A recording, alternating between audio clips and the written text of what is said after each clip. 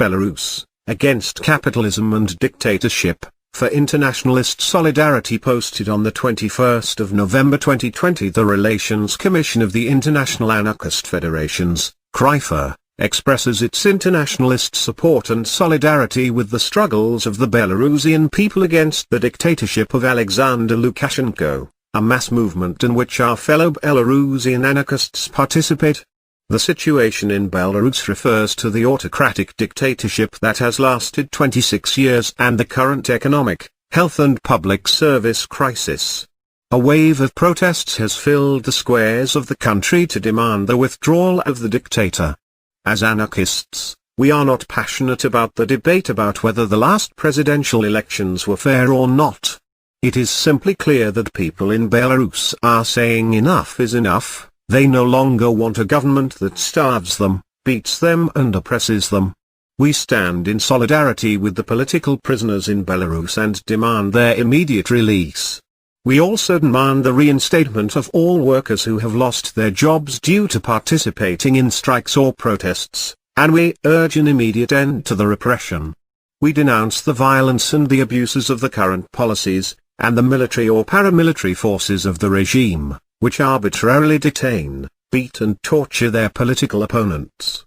We demand the fall of an authoritarian power that is a sad remnant of the totalitarianism of the former Soviet Union, which continues to serve as a weapon for the military strategy of Putin's Russia that uses its neighboring country as a military foothold.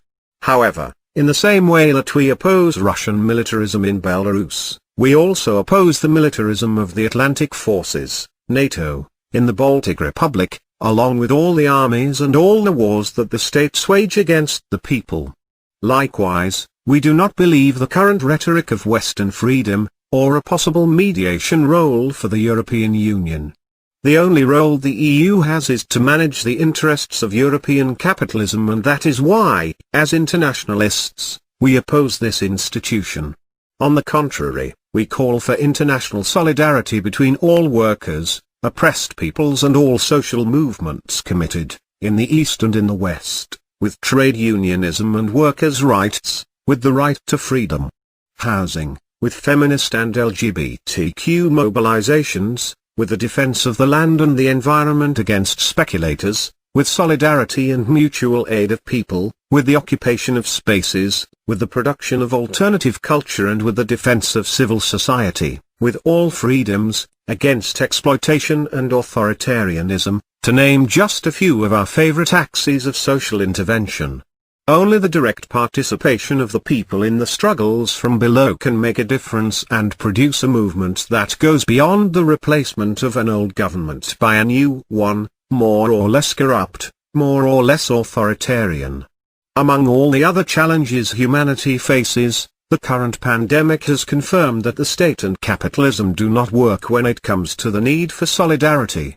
It is the entire society that must change towards equality and freedom, and anarchism is more than ever the option we propose to achieve this. Relations Commission of the International Anarchist Federations, IAF, IFAR.